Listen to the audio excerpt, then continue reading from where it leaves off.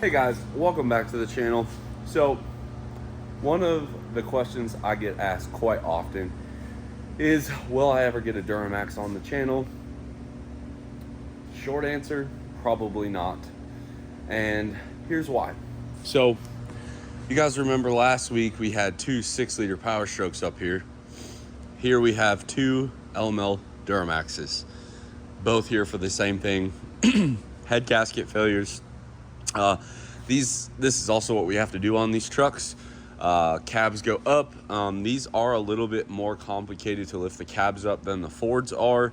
And then LMLs especially, because about half the fuse box has to come apart. If you guys look here, a lot of these connectors go to the fuse box. Brandon did get both of these stripped down, and then we'll send both sets of heads to the machine shop right there. And this is kind of a good view of the Duramax, and I guess this is kind of, in my opinion, why the Duramax platform to me is not something I will venture into. Now, with that being said, we have this 6.0 here. We did a ton of work on it. Injectors, hpop, fickum, all this stuff for this customer, which was awesome. And then he picked the truck up, got 100 miles, and then the truck would not run. Brought it back here, diagnosed a low high pressure oil level, or PSI pressure. Diagnosed it. We had a bad hpop. Went to Ford. Believe it or not, I think Ford might actually pay us labor on this warranty job. Put a new hpop in it today on the test drive, and another one exploded. So I'm not quite sure. Like, we've checked the oil. There's no debris and stuff in it. The pumps just keep exploding. So this 6-liter is back again for another hpop. After talking with a couple people, I think we're gonna switch brands. These were Motorcraft ones, so I think we're gonna go a different route. But again, somewhat simple. On these LMLs here, these actually do have CP4s. And if you're ever curious if you have a CP3 or a CP4, and you just want to go look, the CP4s are very distinguished with these two heads here on the fuel pumps. That's a very easy way to spot a CP4. Obviously, you can always Google it and stuff, but this is one of the biggest differences here on the CP4s. This specific truck, this one got torn down. They come apart a lot harder, in my opinion, than a Power Stroke. So when you do a Duramax, the fuel lines and the harness are kind of almost intertwined in a way. It's a lot harder to put it back correctly.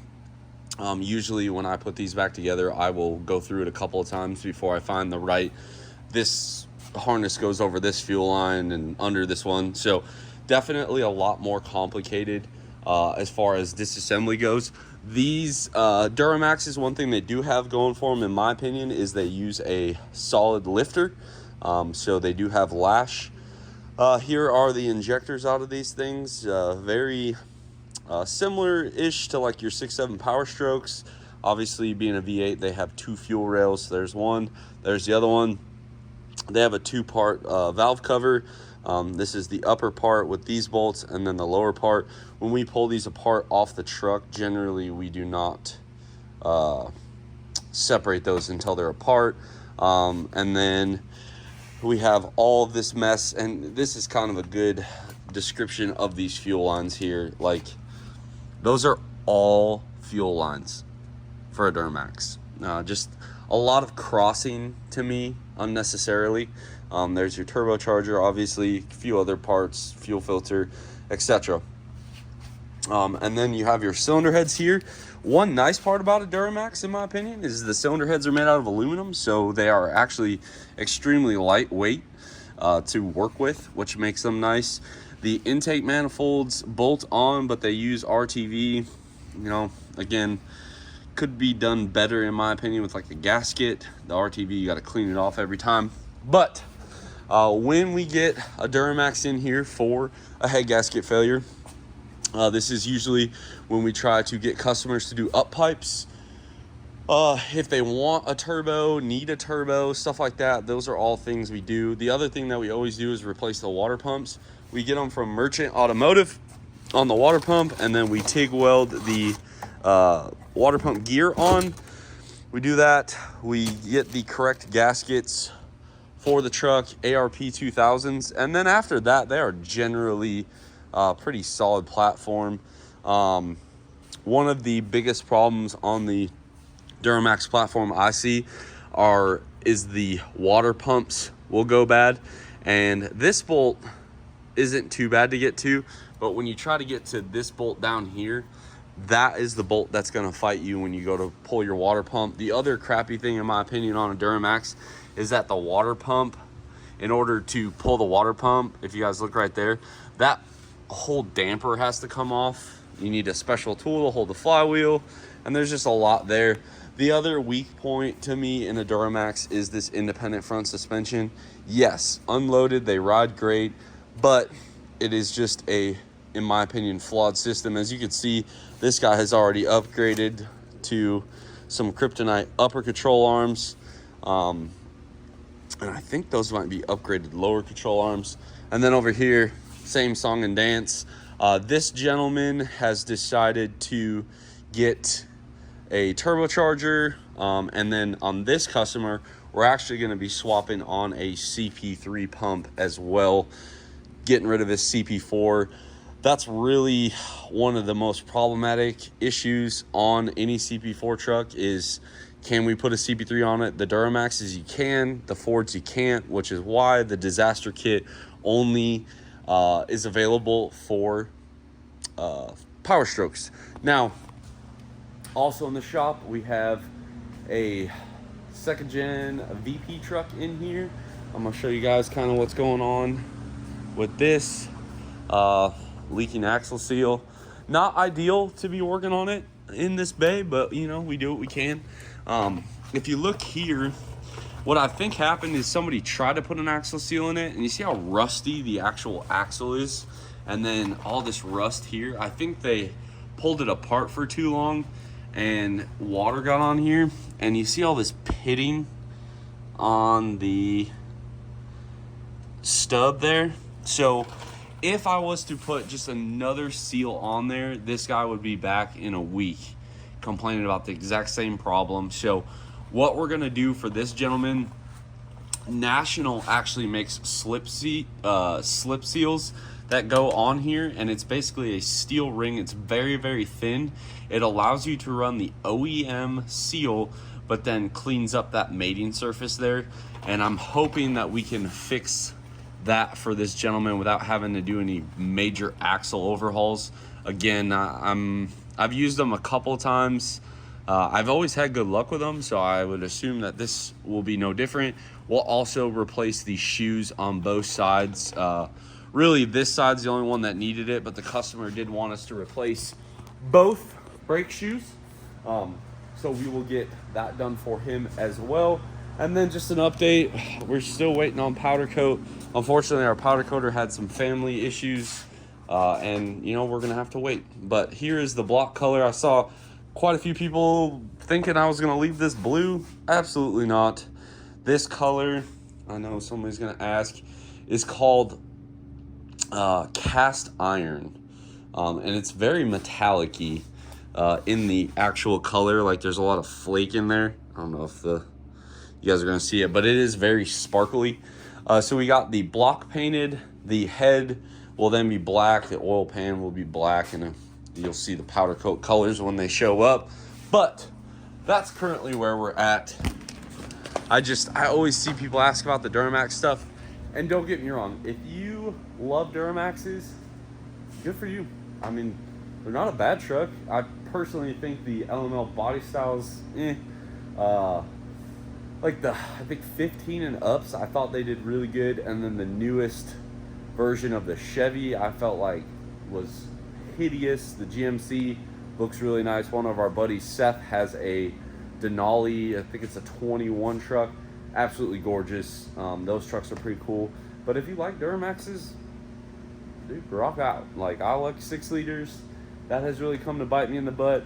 Don't be ashamed to like what you like. But this was a great illustration on why I think the Duramax platform, in my opinion, just isn't for me. Yes, once you stud them, they're usually pretty good. Then you got to worry about cranks, cracking pistons. Like, in my opinion, the 6-liter Power Stroke engine is far stronger than a Duramax. I'm not going to say it's more reliable, because these are common rails. They usually don't have a ton of problems, as opposed to this thing that needs another hpop. But in my opinion, the engine of a Power Stroke is much stronger than a Duramax. Again, my opinion, you don't have to like it, and that's okay. But anyway, guys, I just figured I'd throw this video up there, give you guys something to fight about in the comments. Knock yourselves out. The other reason why I'm not a huge Duramax fan is I hate the Allison transmission. I always see everybody, oh, if we could put a Cummins in a Ford and put an Allison behind it, like, no. The Allison transmissions, in my opinion, are not very good. And the reason why I say that, can they be built to hold power? Sure. One of our good buddies, Justin Duffy, he has a 590 truck with an Allison in it. It's super awesome. I think one thing a lot of people forget with the Chevy platform as opposed to the Ford and Dodge platform is the Chevy trucks are much lighter. Anytime you have less weight you need to move, the transmission's always going to hold up better. The Duramax Allison combination works really well, just like the Ford and the 5R and the 6Rs work really well. The 10Rs, I guess we'll wait and see. I've been seeing a lot of people having the shell retainer problems, I believe, where the clutches are beating up the shells just like they used to in this, or still do in the 68 RFE.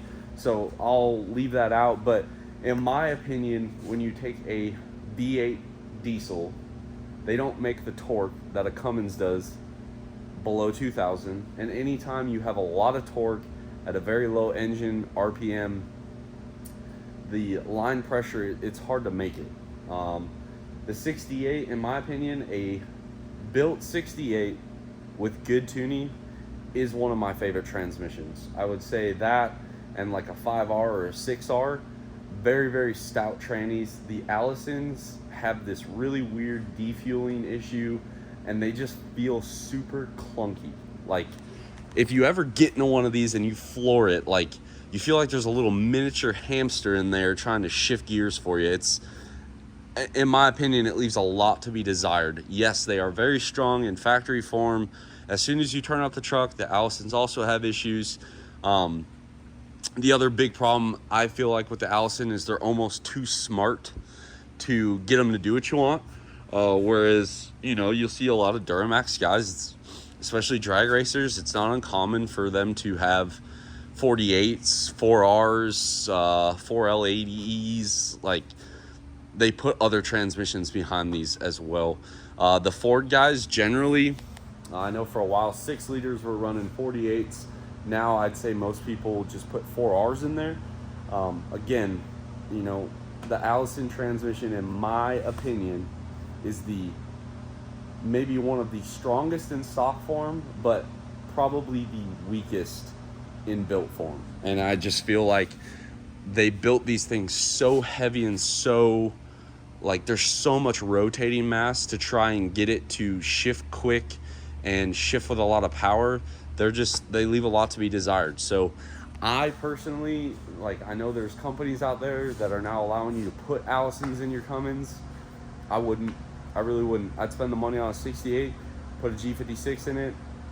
I honestly think a 6R might even hold up better than an Allison, but that Allison brand recognition just pushes it to a whole new level. And for a long time, they were pretty solid, and then all of a sudden, you know, technology caught up, and I feel like the best 6-speed today is a 6R140, which is in your Fords. Realistically, the 5R is just a 6-speed without 1 gear. Those two trannies in stock form, best transmission ever. A lot of people say it's the Allison. I'm gonna disagree. So for that, I'm kind of out on these. Like, very expensive to modify these trucks. The crankshafts and pistons are very weak in these trucks. The CP4 sucks in these trucks. The transmissions, bulky, and they are so heavy. If you ever do an Allison transmission, you'll know exactly what I'm talking about. Why they made these things so heavy is beyond me. Hate that. IFS, I'm out. I know there's a couple of like Travis Speedman, I think is his last name. He is in Kentucky, I believe. He has factory head bolts on an 800 horsepower, I believe, compound turboed LMM, and it's cool. Like, I get it. There's a lot to be said about a factory sealed engine, and I don't know how long a Cummins would last like that. I have no idea. I've never tried it. I always just stud everything. But there are guys that do really impressive things with the Duramax. The Dirty Hooker Diesel guys, Justin Duffy, Travis. Like, there are a lot of cool Duramax builds, and I have a lot of respect for these guys. But in my opinion, trying to transition over to this would just be too much for right now. I'm not going to say I'll never do a Duramax build, but it will be a very long time. I want to get our 6-liter project off the ground. I need to get our 6.4 done, and hopefully this year we'll do some towing with our Power Stroke. Again, we're just waiting for parts and some time. I did order new lifters and a new camshaft, as well as a few other parts, and we will get there. I apologize if this was a lot of talking, but everyone always asks me about these Duramaxes, and I'll be honest, I am grateful for the Duramax. David and I are able to provide for our families because the Duramax diesel exists. So go ahead and start a fight in the comments, guys. Hopefully you like this one. Drop a comment down below. Subscribe if you are not already. And as always, I will catch y'all on the next one.